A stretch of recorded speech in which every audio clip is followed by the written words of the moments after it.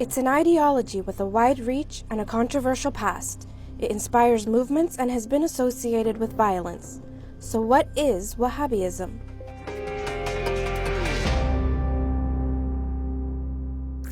Wahhabism is named after its founder, 18th century theologian Muhammad bin Abdul Wahhab. He was born in 1703 in the city of Al-Uyayna to a family of clerics in a region of Arabia called Najd, about 70 kilometers northwest of Riyadh, the capital of modern-day Saudi Arabia. He founded the Wahhabi doctrine around 11 centuries after the advent of Islam, and was inspired by the well-known 13th century theologian Ibn Taymiyyah. With his movement, Abdul Wahhab said he wanted to bring Muslims back to what he felt were the basics of Islam, because according to him, they had deviated away from the pure religion.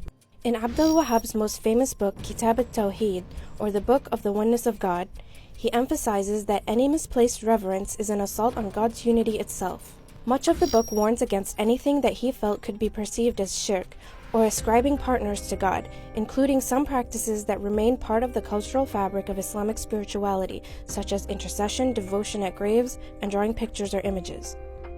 Abdul Wahhab's followers and his supporters say that Muslims had strayed so badly from the pure teachings of Islam that they started, deifying the trees and saintly figures and so on and so forth. Abdul Wahhab's opponents say that there was nothing like that, that these people basically accuse good Muslims of being fallen Muslims.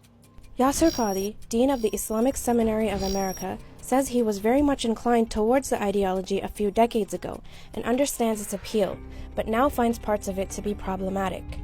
The original manifestation by Ibn Abdul Wahhab himself was actually not only quite militant, but also quite fanatical in its excommunication of pretty much the entire world.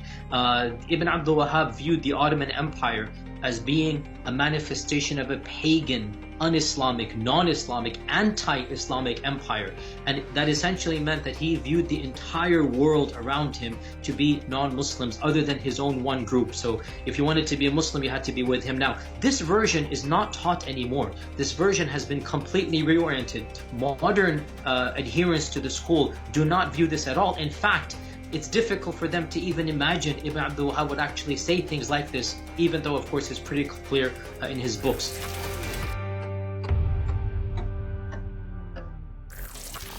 In 1744, Abdul Wahhab secured a pact with Muhammad ibn al-Saud, the founder of the first Saudi dynasty in Arabia.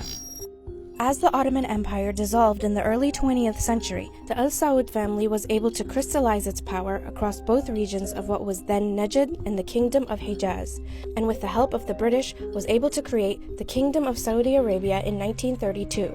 The initial agreement has been described as a political religious pact based on the purification of Islamic practices from popular religion, and an emphasis on strict monotheism.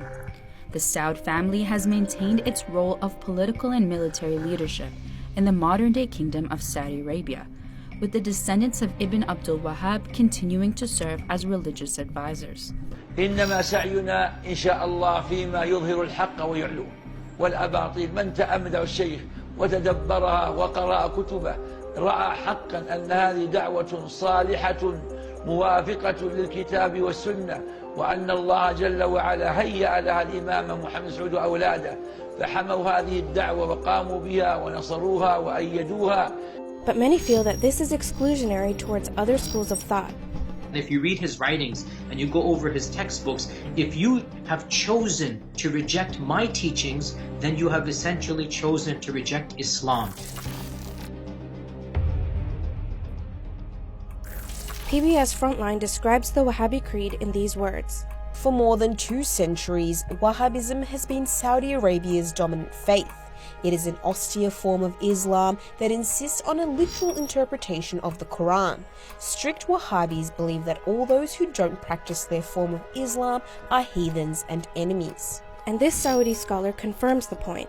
من كتبه أنه يكفر المسلمين إنما يكفر من كفره الله ورسوله وأجمع المسلمون على تكفيره أما أنه يستقل بمسألة ويكفر فيها.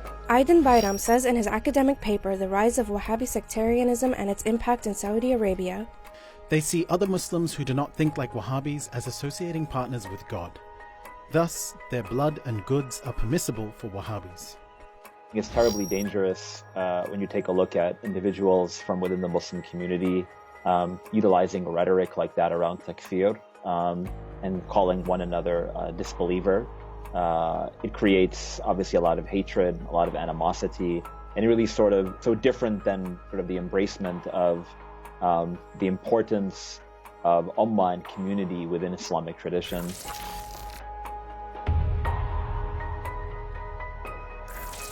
Wahhabism was able to spread with the help of Saudi petrodollars.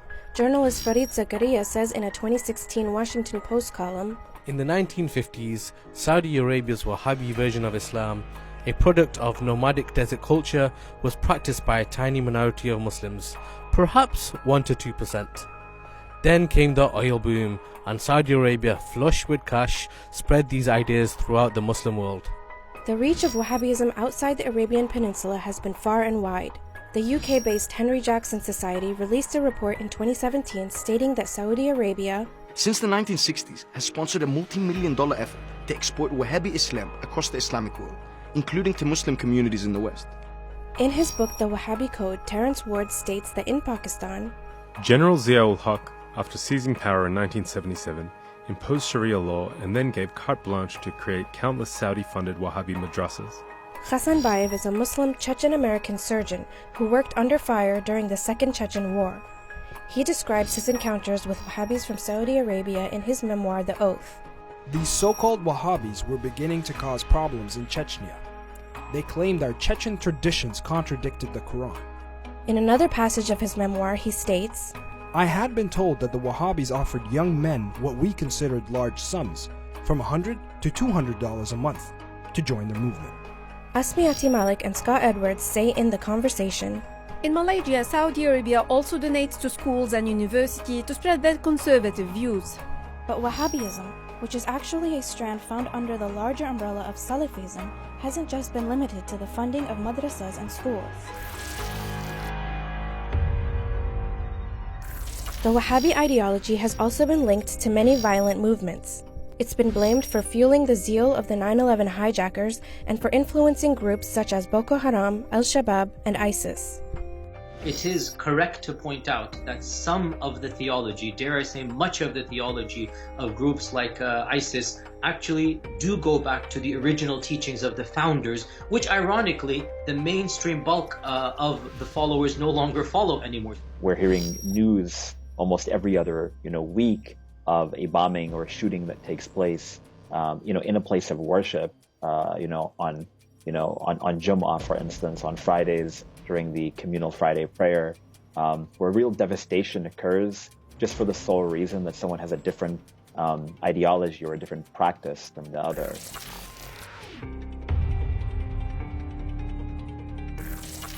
The rigid Wahhabi doctrine not only took away much of the faith's spirituality and soul, it also allowed for religious symbols of the past to be wiped out. Very extreme Wahhabi teachings have been responsible for the destruction of holy sites, and this has happened since they came into power. And the relics and the places of the Prophet ﷺ and the family of the Prophet and their homes and their spaces have been demolished by the Wahhabis over time. They have destroyed sites of Islamic history in service of their singular ideology. They did not consult the rest of the Muslim world about these issues.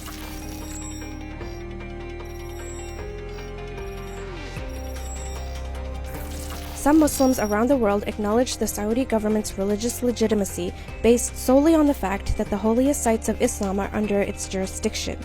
The great conundrum for most moderate Muslims is that the two holy cities of Mecca and Medina have been in Wahhabi hands for 90 years. Saudi money has strategically silenced virtually all criticism in the international media. So, is Wahhabism just another legitimate Islamic school of thought, or does it actually fuel sectarianism and violence?